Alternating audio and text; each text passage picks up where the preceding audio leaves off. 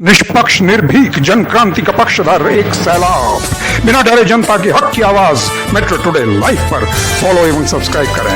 हम हैं आपकी असली आवाज, मेट्रो टुडे लाइव। नमस्कार, मैं हूं सुशील चंद्रवी। आप मेरे साथ देख रहे हैं अपना बढ़ता हुआ चैनल मेट्रो टुडे लाइव। आज जो हमारे साथ मेहमान आए हुए हैं वो हैं कल्याण जी, जयपुर से मंडल अध्यक्ष हैं कांग्रेस के और कर्मठ नेता है कांग्रेस के। कल्याण जी, आपका बहुत बहुत स्वागत है मेट्रो टुडे लाइव। धन्यवाद सर, आभार सर। कल्याण जी एक्सपेक्टेड है, बीजेपी की महिला मोर्चा की भी एक्सपेक्टेड है, वंदना तिवारी जी और ब्रह्मदत्त पुरी जी भी एक्सपेक्टेड है। इनका टाइम थोड़ा लेट हो रहा है, ये कहीं फंस चुके हैं, आएंगे ये। तो तब तक हम लोग शुरू करते हैं अपना कार्यक्रम। कल्याण जी, 23 नवंबर को रिजल्ट आया था, जो चुनाव हुए थे उनका रिजल्ट आया था महाराष्ट्र का।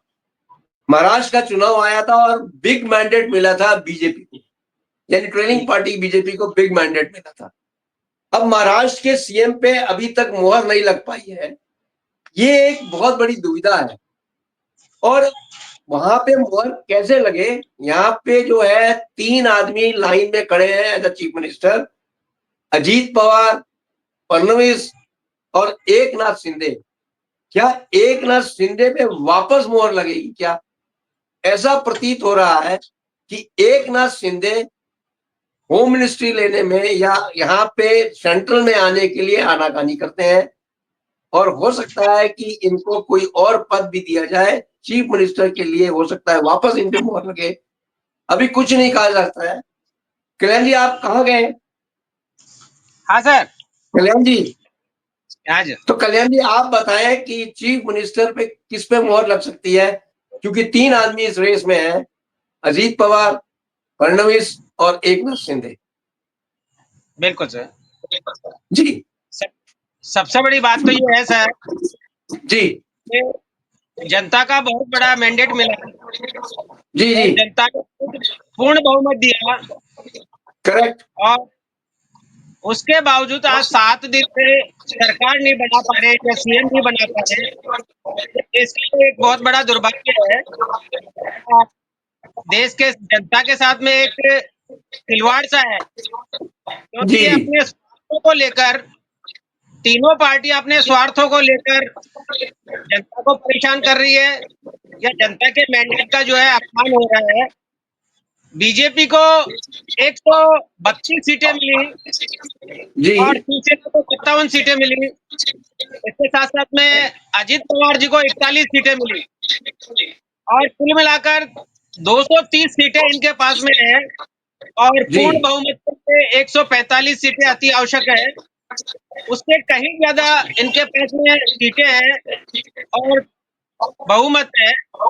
उसके बावजूद ये आपस में एक खाली पोस्ट के लिए से कहते हैं कि सबका साथ सबका विकास, सबका साथ सबका विकास वाली जो एक इनकी नारा था या रणनीति थी, उसके विपरीत सारा काम हो रहा है। ये कह रहे हैं सबका साथ अपना विकास हो जाए, बाकी सबका साथ रहे।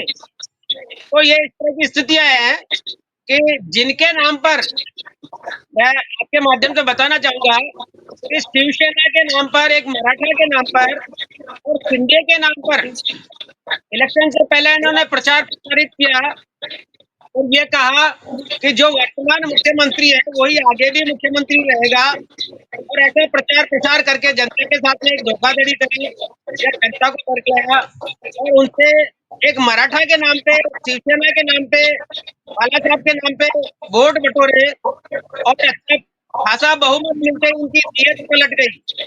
तो इनमें, जहां तक मेरा मानना है, इनमें मतभेद के साथ साथ में मनभेद भी है, क्योंकि अब जैसे ही सीटें ज्यादा आ गई, पूर्ण बहुमत मिल गया, अब ये धीरे धीरे अन्य पार्टियों को, जिसमें शिंदे गुट है, अजीत पवार गुट है, इसका सफाया करेंगे और इनमें से कुछ ऐसे लोगों को तोड़कर अपनी पार्टी बना लेंगे या अपने में मिला लेंगे और उनको कुछ लालच देकर, उनको कुछ मंत्री पद देकर अपनी तरफ मिला लेंगे और ये लोगों का कैरियर खत्म हो जाएगा। ये एक बीजेपी की पुरानी रणनीति है, सोची समझी रणनीति होती है इनकी कि पहले तोड़ो, पहले लालच दो, फिर तोड़ो, तोड़कर एक शिखर पर पहुंचाओ और शिखर पर जैसे ही पहुंच जाता है बाद में फिर वापस धरातल पे पटक देते हैं। तो शिंदे साहब के साथ में यही हो रहा है। शिंदे जी अभी रूठ कर अपने गांव चले गए हैं, सतारा गांव में जाकर बैठ गए हैं। जैसे पहले राजा महाराजा के टाइम पे रानियां रूठ जाती थी और कोप भवन में चले जाती थी, वैसे चले गए ये। और अभी 2 दिन दिल्ली में मीटिंग रही है। 2 दिन तीनों जो दावेदार हैं उनको तलब किया गया है और सारे साम दाम दंड भेद वाली स्थिति अपनाई गई है।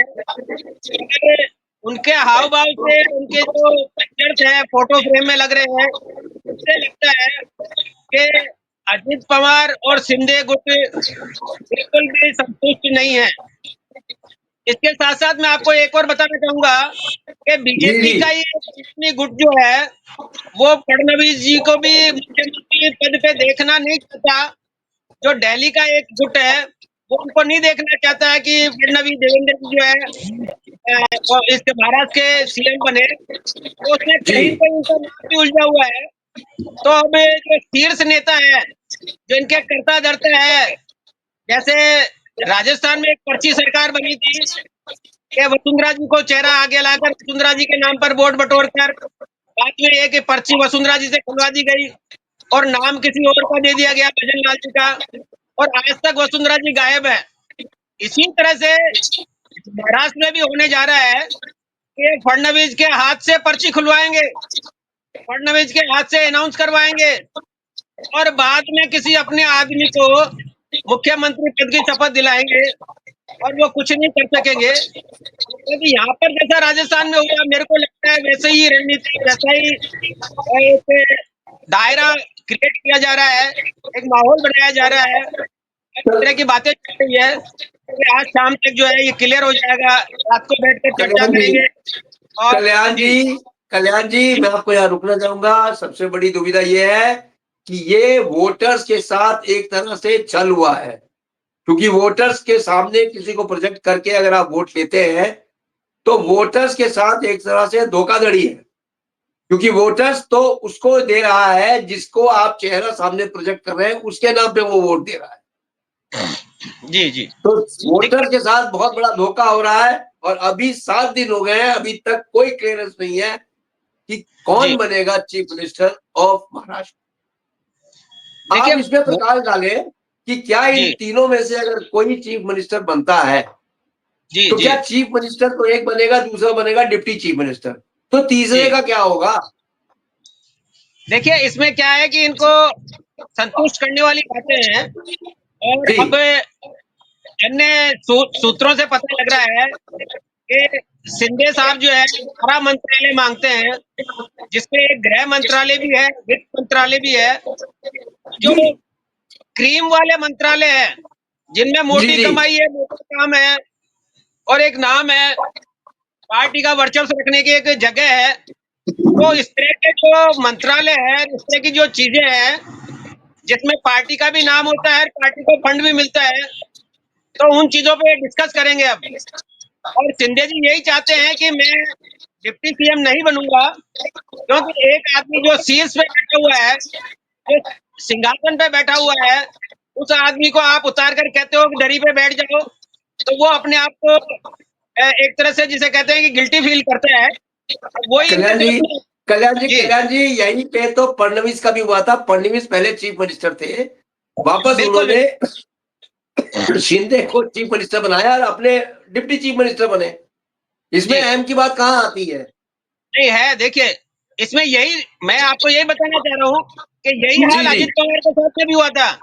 यही जी। हाल जी। आपको मालूम होगा, अजित पवार जी के साथ में भी हुआ था कि अजित पवार जी जी। को रातों रात सीएम पद की शपथ दिला दी गई और फिर बाद में पता लगा कि वो छूट गई वापस। तो ये तो जी। इनकी एक रणनीति है कि आदमी को पहले अच्छा अच्छा परोसो, सपने दिखाओ और फिर बाद में उसके सपने चकनाचूर कर दो। तो एक जी। पार्टी की रणनीति होती है कि इनको कैसे डिमोरलाइज किया जाए, इनका करियर कैसे खत्म किया जाए और हमारी पार्टी का वर्चस्व कैसे बढ़ाया जाए। क्योंकि अब जैसे ही ये इस तरह की स्थितियां होगी, इनको जनता में ये नकारा घोषित करना चालू कर देंगे।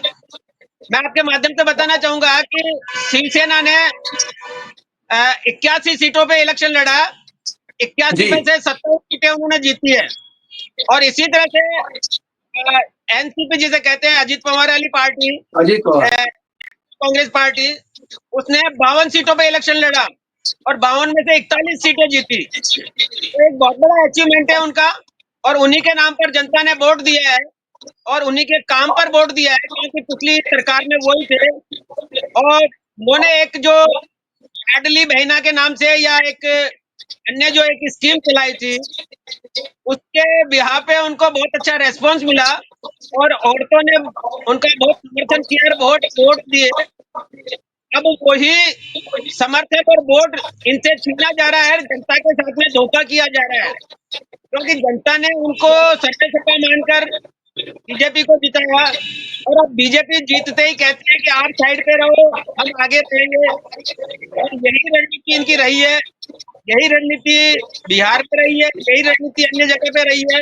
तो ये इसी तरह का काम करते हैं और धीरे धीरे करके जो इंटरनेशनल या नेशनल नेता है, जो जिनको सब जानते हैं, उनका करियर खत्म करने की कोशिश करते हैं, ताकि कल जी उद्धव ठाकरे जी का कल्याण जी, ये जी तो बहुत बड़ा दुर्भाग्य होगा देश का।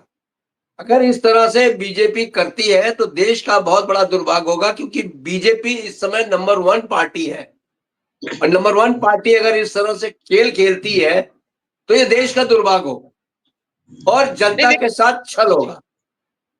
जी देखिए, हो ही नहीं रहा है। इन्होंने पिछली बार भी जो शिवसेना के साथ में, जिसमें उद्धव ठाकरे जी की पार्टी थी शिवसेना एक की, उसके साथ में कोलैबोरेशन करके इन्होंने इलेक्शन लड़ा और जी उनको आगे प्रोजेक्ट में किया। बाद में उद्धव जी ने कहा कि भाई हमारे को जो है ना सीएम पद चाहिए, तो उनको डिनाई कर दिया और इसीलिए वो टूटकर अन्य पार्टियों में या एनसीपी में या कांग्रेस से उन्होंने कोलैबोरेशन किया। तो ये तो इनकी नीति है, क्योंकि ये पहले आगे बढ़ाते हैं, जीतने के बाद में फिर पीछे खिसकाते हैं और अपने आप को साफा बांधने की कोशिश करते हैं। काम दाम दंड भेद, इनके पास पैसे की कमी नहीं है, इनके पास में अन्य साधन की कमी नहीं है। तो ये लोग बाग इनको डराएंगे, धमकाएंगे और धीरे धीरे करके इनके धरातल से जमीन खिसका देंगे। और अगर ये धरातल से जमीन खिसक गई तो बाद में जनता के साथ पछतावे के अलावा कुछ नहीं होगा, क्योंकि जनता जिसको वोट देती है उसको अच्छा समझ कर देती है तो ये हमारा भला करेगा, हमारे दुख दुख में काम आएगा, या हमारा लोकल आदमी है या हमारा लोकल लीडर है। मगर बाद में पता लगता है कि लोकल लीडर मात्र एक डमी बन के रह जाए, एक खाली एक मोहरा बन के रह जाए और वो करने में कोई काम करने में सक्षम नहीं हो, तो जनता के साथ में छलावा होता है, दुख होता है और जनता को कष्ट होता है। तो मैं तो ये कहता हूँ कि अभी भी निर्णय नहीं ले पा रहे। 7 दिन हो गए आज। बड़े ताज्जुब की बात है, पूर्ण बहुमत मिले, 288 सीट में से आपको 230 सीट मिले और विपक्ष में कोई नेता बनने लायक भी नहीं हो, तो वहां पर भी आप ये डिसाइड नहीं कर पाते। तो ये तो इनमें एक आपसी फूट जिसे कहते हैं, मनभेद और मतभेद और साथ में जी अपने स्वार्थ उसको कैसे सिद्ध करना है, वो कार्य हो रहा है और वही जी आगे होगा। और इन लोगों के कार्य कुछ नहीं होंगे, जो अन्य पार्टियां हैं वो अपने क्षेत्र में कार्य नहीं करवा सकेगी, बदनाम होंगे और धीरे धीरे करके इनका क्षेत्र जो है वो पिछड़ जाएगा और इन लोगों को आगे वोट नहीं मिलेंगे। ये रणनीति है इनकी और यही चल रही है। वोट ठीक। कल्याण जी हमारे साथ जुड़ चुके हैं ब्रह्मदत्त पुरी जी जो है जुड़ते हैं प्रयागराज से, संत मंच प्रकोष्ठ के महाध्यक्ष हैं, गौ गंगा रक्षा मंच के राष्ट्रीय प्रवक्ता है। स्वामी जी आपका बहुत बहुत स्वागत है मेट्रो टुडे लाइव में। जय जय, सभी को बहुत बहुत धन्यवाद जी। जय जय नारायण। स्वामी जी, पूछता है पूरा हिंदुस्तान आपसे सीधा सवाल, महाराष्ट्र में 7 दिन हो गए अभी तक कोई चीफ मिनिस्टर नहीं बना है, ना तो अजीत पवार पे मोहर लगी है, ना फडणवीस पे मोहर लगी है, ना ही शिंदे पे मोहर लगी है। वहां का जो वोटर है महाराष्ट्र का, वो अपने को जी कुछ ठगा सा महसूस कर रहा है। इसके बारे में जी कुछ जी प्रकाश डालें स्वामी जी जी। ऐसा है कि बहुत अच्छी बात उठाई है आपने, और ये भी थोड़ा ये है कि आपके चैनल के माध्यम से ये समस्त भारतीय जनता को भी ये सूचित होगा कि वास्तव में देर क्यों लग रही है, कहानी क्या है, कारण जी क्या है। जी जी ऐसा सेटलमेंट पहले से तो नहीं था कि अगर जीत गए तो किसको मुख्यमंत्री बनाएंगे, किसके नेतृत्व में वो चुनाव लड़ रहे हैं। वो केवल एक राष्ट्रीय स्तर पर और राष्ट्रीय निर्देश पर चुनाव लड़ रहे थे। तो जी जब जी जो चुनाव राष्ट्रीय निर्देश पर चल रहा था तो वो राष्ट्रीय हाईकमान ही उनको नियुक्त करेंगे, किसको रहना है किसको रखना है वो उनके ऊपर निर्भर है। जी जी अच्छा, दूसरी बात यह कि जो व्यक्ति एक बार जो है ना, मुंह जिसका दूध से जल जाता है वो छाछ को भी डर डर के पीता है। आप जानते बिल्कुल हैं, सही। समझदार है। जी उसका वो कारण यही है और कोई कारण ऐसा नहीं है। मुख्यमंत्री तो देवेंद्र फडणवीस बनेंगे। और ये है कि थोड़ा वो शिंदे जो है, शिंदे को समझाने में थोड़ा वो मान तो गए हैं, सभी लोग मान गए, क्योंकि ये इस वक्त 3 दावेदार मुख्यमंत्री के हैं, तो तीनों लोगों को समझाते समझाते समय तो लगता है थोड़ा सा।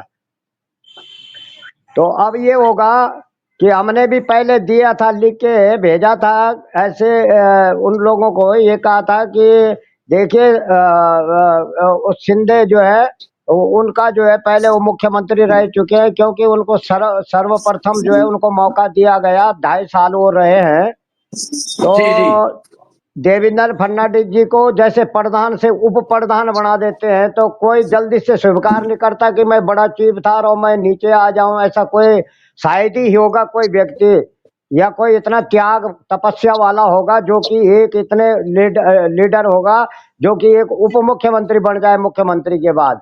आज तक कोई स्वीकार नहीं करता जल्दी से, ऐसे मैंने अनुभव किया है आज तक।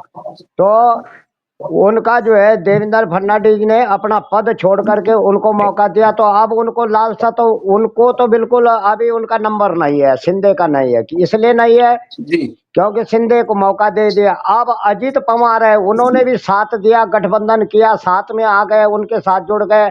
और जब कोई शरणागति हो जाता है तो उसका, जिसकी शरणागत आया उसका कर्तव्य बनता है उसकी रक्षा सुरक्षा करना, यानी उसकी विषय को समझना, बातों को सुनना। जी तो जी इसमें तब तब ये हो जाता है कि देवेंद्र फडणवीस ने जब अपना बलिदान कर दिया, त्याग कर दिया अपने मुख्यमंत्रित्व तक का, तो नंबर अभी पहला फर्स्ट चांस जो है उन्हीं का ही कर्तव्य बनता है। अब रही बात कि अगर वो मान जाए या उनके मन में ये आ जाए, सबर की खबर हो जाए कि चलो ठीक है, अगर ये हठ धर्मी बनते हैं तो फिर शिंदे को शायद हो सकता है कि वो, ऐसा कुछ नहीं है, उन्होंने मान लिया है कि हम जो है अगर मुख्यमंत्री नहीं भी बनते हैं, चलो हाईकमान जो तय करेगा उनके आदेश अनुसार काम होगा। तो वो उनकी जो है कोई ऐसी नाराजगी तो नहीं है, पर वो कुछ अफवाहें उड़ रहे हैं कि समय लग रहा है, तो शायद हो सकता है कि वो शिंदे जो है कहीं सरकार तोड़ दें, या ये लोग डर गए थे, घबरा गए थे, इन्होंने तमाम होटल बुक करने की तक, चुनाव का रिजल्ट भी नहीं आया था, पहले सरगर्मी शुरू कर दी थी। इन्होंने ये गणित करा कि अगर शिंदे को मुख्यमंत्री नहीं बनाएंगे तो शिंदे सरकार छोड़ के चला जाएगा और हम शायद तब फिर हमारे कुछ आदमी वो तोड़ के वहां न ले जाएं, उनको ये डर हो रहा था, इसलिए उन्होंने चौकसी बरत ली थी। अब जो है, अब अजित पवार है, तो हमने ये कहा था कि अजित पवार जी जो है उन्होंने भी समर्थन दिया है, कहीं ना कहीं उनका भी अधिकार है।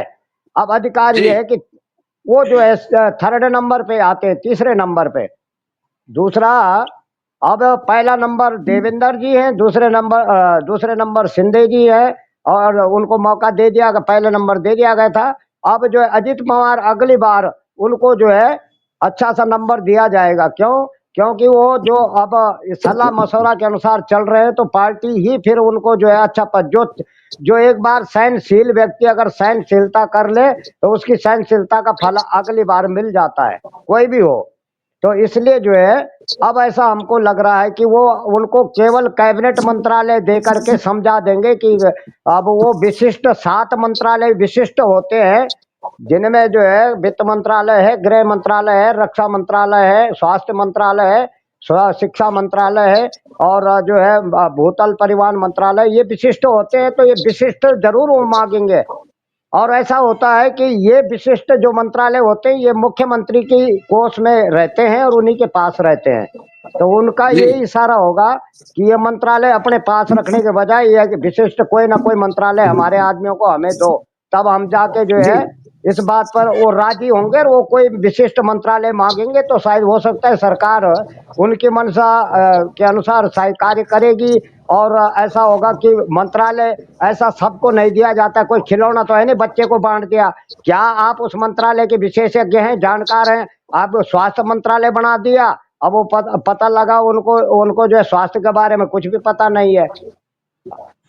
इसलिए जो है बड़ा विचार करना पड़ता है। मंत्रालय तो मांग रहे हैं मुझे बना दो, गृह मंत्रालय क्या घर घर की बातें आपको ज्ञान है? आपको पूरे संपूर्ण भारत के गृह सचिवालयों के बारे में आप परिचित हैं, बड़ा वो देखना पड़ता है। ऐसा नहीं है, ये नहीं है कि हम हल्ला गुल्ला में हमें मंत्रालय दे दो, ऐसा नहीं होता। क्या आप उसके चलाने लायक योग्य हैं, ये देखना सरकार को भी कहना चाहता हूँ आपके चैनल के माध्यम से।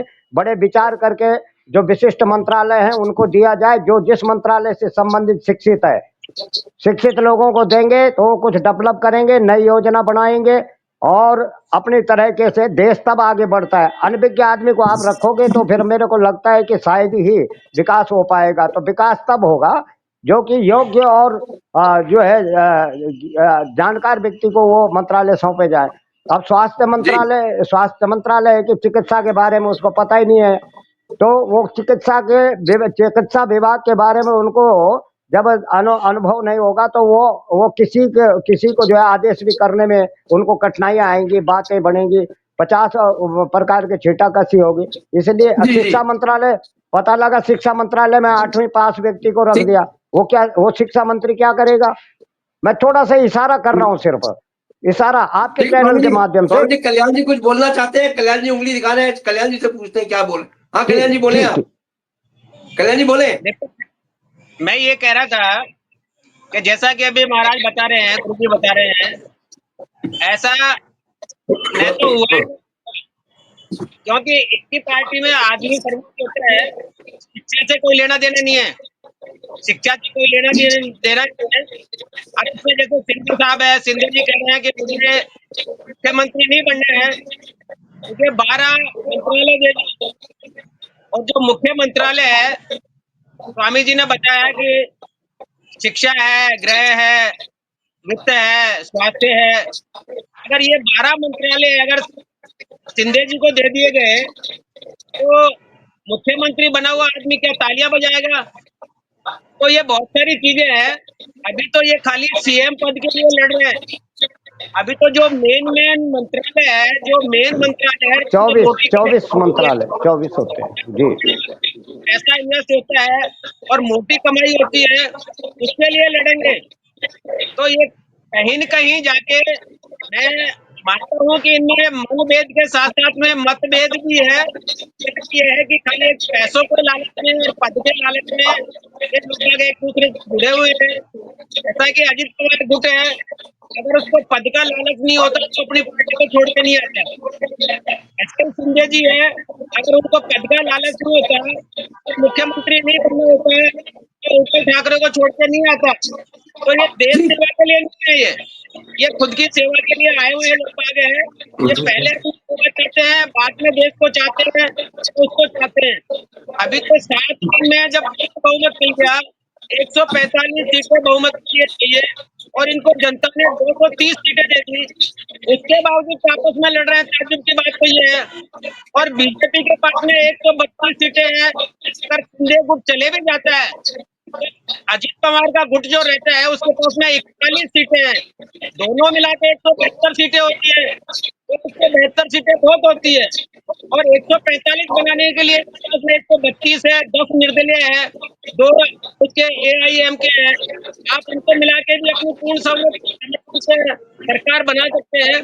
मगर ये जानते हैं कि हमने अगर इनको छोड़ दिया तो हमारी सारी कमजोरी इनके पास में है, जनता के सामने पोल खोल देंगे और हमारे को उल्टा लटका देंगे। इसलिए ये कहते हैं कि चोर चोर मोसेरे भाई सब एक दूसरे की गलतियां कमियां जानते हैं, इसलिए थोड़े से दबे हुए हैं और 7 दिन से इसी मंथन पे लगे हुए हैं। जैसे ही शिंदे और अजित पवार की कुछ कमियां इनके हाथ लगेगी, या तो वो राज्य से मान जाए, अगर नहीं मानते हैं तो फिर दूसरा डंडा है ईडी और CBI वाला, उनके पास चले जाएगा और उनको मना देगा। अरे कल्याण जी ईडी CBI का क्यों कर रहे हो मामला? यहाँ चीफ मिनिस्टर बना है, देख लीजिएगा, चीफ मिनिस्टर या तो बनेगा। राजी से मान जाए चीफ मिनिस्टर। देखिए, कायदे से तो शिंदे के वोटों पे इन्होंने इलेक्शन लड़ा है, मराठा के नाम पे इलेक्शन लड़ा है, शिंदे को आगे करके इलेक्शन लड़ा है। या तो ठीक है। शिंदे को सीएम बना दे, सीधी सी बात है।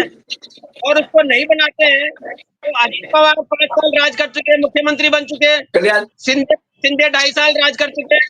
अब अजित पवार का कल्याण रास्ता जी कल्याण जी। जी जिसकी ज्यादा सीटें आती हैं वो चीफ मिनिस्टर बनता है। यहाँ पे नहीं, बड़ी सबसे ज्यादा पार्टी के सीटें नाते। आई है, मेन मैंडेट मिला है बीजेपी को। ये ऐसा नहीं है सर। आप बिहार में फिर ज्यादा सीटें बीजेपी की कैसे बन गए इसमें पे नीतीश जी? नीति मैं आपको एक बात बता रहा हूं, उसके बाद देखा जाता है समीकरण जातिवाद। जातिवाद देखने के बाद समीकरण और भी देखे जाते हैं, उसके बाद समीकरण से मिला के फिर एक चीफ मिनिस्टर को बनाया जाता है। मैं ऐसा आपको नहीं है बताऊं, कि ये हाँ बोलिए राजनीति बोलिए। है, ये राजनीति है। और राजनीति में हर आदमी चाहता है कि उसकी पार्टी का वर्चस्व रहे, उसकी पार्टी का नाम रहे और उसकी पार्टी के नाम से पहचाना जाए।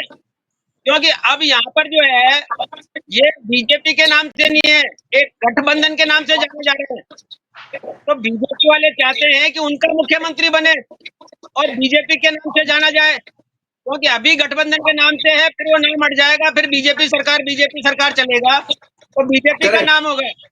जो भी काम होंगे वो बीजेपी के माध्यम से होंगे। अगर शिवसेना का या एनसीपी का अगर कोई मुख्यमंत्री बनता है और कहीं पे कोई बड़ा प्रोजेक्ट लगता है तो वो अपने नाम की प्लेट लगाएगा। अजीत पवार ये तो लिख नहीं सकते कि मैं बीजेपी का आदमी हूँ, वो लिखेंगे तो एनसीपी में। या शिवसेना के जो शिंदे जी है, अगर कहीं जाते हैं तो शिवसेना लिखेंगे कि शिवसेना के जी शिंदे साहब ने तो इसका उद्घाटन किया। तो ये एक जी बहुत बड़ी जी एक राजनीति वाले हैं। ये कोई आदमी नहीं चाहता कि बहुमत उनका हो और मुख्यमंत्री किसी और का हो। तो ये चीजें जी अब यहाँ पर ऐसा पेज फंसा है, जनता ने ऐसा महा उल्टा लटका है कि इनके सामने पूरा थाल परोस दिया, 56 भोग परोस दिए जनता ने, मगर इनके खाने की हिम्मत नहीं हो रही कि कौन खाए, सब ललचा रहे। ठीक है स्वामी जी कुछ जी बोल रहे हैं, कल्याण जी सुन लेते हैं। स्वामी जी बोले आप। जी जी। जी स्वामी जी वैसे अगर बोलिए। अगर लोकतंत्र के अनुसार से अगर आप चिंतन करें या विषय को चर्चा करें तो बेहतरीन ये है कि मेरे को तो शायद ऐसा लग रहा है कि महामहिम राज्यपाल जी जो है आमंत्रित करते हैं जो बड़ी पार्टी के रूप में उभर कर आती है। जी तो उसमें जो है सबसे पहले पूर्ण अधिकार अभी हम पूर्व में बता चुके हैं, प्रथम नंबर देवेंद्र फडणवीस जी हैं। और वो इसलिए हैं कि जिस व्यक्ति ने देखो, जैसे अभी कल्याण जी कह रहे थे कि पद का लालच करते हैं और पद के शायद कुछ अंश तक मैं मान रहा हूँ इस बात को। पर ये जो उद्धव ठाकरे थे ये बहुत लालची थे, इन्होंने एक बार धोखा दे दिया था। इतने सालों से जो है जब साथ में रहे तो उद्धव ठाकरे जी ने ये धोखा दिया तो शिंदे ने कहा मैं उद्धव ठाकरे नहीं हूं कि मैं धोखा दे के निकल जाऊंगा, ये साफ कहा उन्होंने। तो इसका मतलब जो व्यक्ति ये जी स्वीकार रहा है तो वो समझ रहा है कि मेरा भला यही होना है, कहीं जाके कोई है नहीं, ये तो वो समझ चुके हैं, ये तो कन्फर्म है। पर अब ये बिल्कुल है सही है। कि थोड़ा सा यही उनकी ना ये इस विषय पर थोड़ा अड़चन आ रही है कि भाई कौन कौन से मंत्रालय आप हमारी टीम को दोगे। अगर इस टीम को जो है विशिष्ट मंत्रालय मिलते हैं तो वो टीम भी नाराज होगी। तो हम तो ये कहते हैं जिनके ज्यादा विधायक हैं उनके तो एक टीम में एक मंत्रालय बढ़ा के दिया जाए, एक दो मंत्रालय बढ़ा दिया जाए। और जो छोटी टीम है उसमें कम रखे जाएंगे, क्योंकि विधायकों की संख्या के आधार पर भी मंत्रालयों का गणित होता है। अब आपके इतने विधायक नहीं रहे, आप कहो कि सारे मंत्रालय हमें दे दो। अब रही वो बात ईडी सीडी जो भी आप कह रहे हैं उसका, तो एक कौन सा प्रदेश था, केवल एक व्यक्ति एक वोट की कमी पड़ गई थी तो उसको एक ही निर्दलीय विधायक को मुख्यमंत्री बनाना पड़ा था। थोड़ा मैं भूल गया हूँ किस राज्य की बात है। तो उस विधायक को फिर उन्होंने सीधा मुख्यमंत्री बनाया, जब कोई पार्टी का नहीं, निर्दलीय। तो उसने कहा मैं तब सम्मिलित होऊंगा, पहले मुझे अगर मुख्यमंत्रित्व पद दे दो। तो एक वोट का भी बड़ा महत्व है। तो इसलिए कल्याण जी ऐसा होता है कि जब एक वोट का इतनी पावर होती है कि वो एक साधारण निर्दलीय विधायक भी जो है नाराज हुआ, पार्टी से भागा हुआ व्यक्ति, और अगर दूसरी जगह वो अपनी मांग रखता है कि मुझे, तो एक वोट पूरा करने के लिए कभी कभी ये ऐसे समीकरण बनाना पड़ता है। नहीं तो अधिकार के तौर पर जो चलेगा तो वो यही होगा कि फर्नांडीज पहले नंबर है और शिंदे जी और इन दोनों को मंत्रालय देके संतुष्ट करेंगे। उनको जो है उनको जिम्मेदारी सौंपी जाएगी कि आप सक्रिय होकर देश में जो है अपने अपने मंत्रालय का विभाग संभाल के उसमें काम करें, उसको जो है विकसित करें, आगे बढ़ाएं देश को।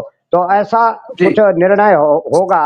और ऐसा कुछ नहीं, देर सवेर मंत्रालय में बड़ा मंथन करना पड़ता है। अभी हम बताए कि योग्यता भी किसकी है, कौन विधायक इतना योग्य है, किसको किस विभाग का अनुभव है, तो उनको दिया जाता है। तो वो भी सब इस विषय का मंथन हो रहा है, बाकी तो सब हो गया है। अब ये चल रहा है कि किसको किसको जो है सौंपा जाए। स्वामी जी 1 मिनट मैं आपको रोकना चाहता हूँ। बहुत बड़ी न्यूज आ रही है दिल्ली से। ये आ रही है जी। कि हो सकता है कि एकनाथ शिंदे को वापस चीफ मिनिस्टर बनाया जाए। वापस चीफ अच्छा। मिनिस्टर बनने के लिए एकनाथ शिंदे के ऊपर मोहर लग सकती है। ये बहुत बड़ी न्यूज है, लेकिन ये विशेष सूत्रों द्वारा है, हम इसकी पुष्टि नहीं करते हैं। ये विशेष सूत्रों द्वारा पता चल रहा है। जी बताएं, जी जी। बताएं स्वामी जी बोले। तो, तो फिर हो सकता है अगर शिंदे जी अगर बनते हैं और उनका नंबर अगर उनका पहला नंबर में डाल दिया है, तो देवेंद्र फडणवीस जी को कैबिनेट में जो है केंद्र में ले सकते हैं। या उनको, जी जी मेरे को लगता है उनके बारे में सूचना नहीं दे रहे हैं देवेंद्र जी के बारे में, पर उनको राष्ट्रीय अध्यक्ष भी जी बनाया जा सकता है। बिल्कुल राष्ट्रीय अध्यक्ष इसलिए बनाया जा सकता है क्योंकि उन्होंने जो है फील्ड में बहुत अच्छा काम किया है और बड़ा अच्छा प्रोग्रेस करके दिया है बीजेपी के बारे में। जी जी इसलिए अभी अभी राष्ट्र में कोई अध्यक्ष के लायक ऐसा कोई व्यक्ति नहीं है, फडणवीस ही हैं जो केवल राष्ट्रीय अध्यक्ष बन सकते हैं, जिम्मेदारी ले। मतलब इतने मतलब तरीका तौर उनका जो है मिलनसार है, और राष्ट्रीय अध्यक्ष जो है उनको बनाया जा सकता है। तो ठीक है। बहुत अच्छी बात है। अगर शिंदे जी को भी करते हैं तो ठीक है, पर मतलब यह है कि देरी ना हो, समय ना लगे, क्योंकि फिर उतना विकास हमारा स्वामी पिछड़ेगा। जी आज रात तक फैसला हो जाएगा, चिंता न करें। विशेष सूत्रों द्वारा पता चल रहा है कि रात के 12 जी जी बजे के बाद रिजल्ट डिक्लेयर हो जाएगा। चीफ जी मिनिस्टर जी कौन बनेगा, जी डिप्टी चीफ जी मिनिस्टर कौन बनेगा और किसको क्या पद दिए जाएंगे। कल्याण जी जी आप जी बताएं। ठीक। कल्याण जी बोले। देखिए देखिए, मैं आपकी बात से और स्वामी जी की बात से बहुत कुछ सहमत हूँ। और जी जैसा स्वामी जी कह रहे हैं कि देवेंद्र फडणवीस को सेंटर में लिया जा सकता है, उसकी संभावना 80% 90% है, क्योंकि देवेंद्र फडणवीस यंग आदमी है, जवान आदमी है और पहले से ही उनके अध्यक्ष है, तो इसको सेक्टर में जगह मिल सकती है और संभावना भी यही है। जी मैं आपको बताऊं कि इन्होंने 2.5 साल उद्धव ठाकरे के अंडर में कार्य किया है।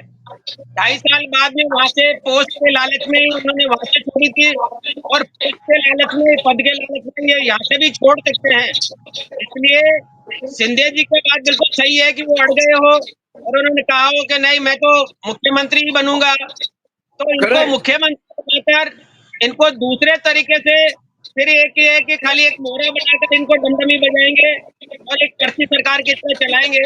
ये संभव है, हो सकता है आज रात में इसकी कोई रणनीति तय हो जाए और ये डिसाइड हो जाए, क्योंकि जो मोदी जी की, अमित शाह जी की और एक अन्य जो इनके अध्यक्ष है नड्डा जी, लड्डा जी उनकी रात को होनी है और वो रणनीति बनेगी कि क्या करना है, कैसे करना है। तो अभी हाल फिलहाल इस मामले को शांत करने के लिए 2 महीने 4 महीने 6 महीने के लिए बिठा दिया जाए, और फिर बाद में ऐसा पटकेंगे उल्टा कि उनको मुंह धोने वाला नहीं मिलेगा, कोई हाथ पकड़ने वाला नहीं मिलेगा। तो ये बिल्कुल सही करेक्ट है, मैं आपकी बात से सहमत हूँ, क्योंकि ये राजनीति है और जी। राजनीति में सबको संभव है कि किस आदमी को कहाँ ले जाना है, क्या करना है, कैसे करना है और कल्याण जी ये क्या भी नहीं है। सही है कि आप जितनी देर करते हैं चीफ मिनिस्टर की पॉइंट को घोषित करने के लिए, उतना डैमेज हो रहा है बीजेपी को। अब डैमेज बिल्कुल कंट्रोल के लिए केवल इनके पास 12 घंटे हैं। डैमेज कंट्रोल कर सकते हैं तो करें। विशेष बिल्कुल बिल्कुल सूत्रों द्वारा न्यूज है कि डैमेज कंट्रोल बहुत जरूरी है। अगर डैमेज कंट्रोल नहीं करते हैं तो बीजेपी की अस्तित्व भी थोड़ा थोड़ा लोगों को डाउटफुल हो जाएगा। तो समय मेरे नहीं, पास इतना ही था। थैंक यू वेरी मच आप सबका आने का।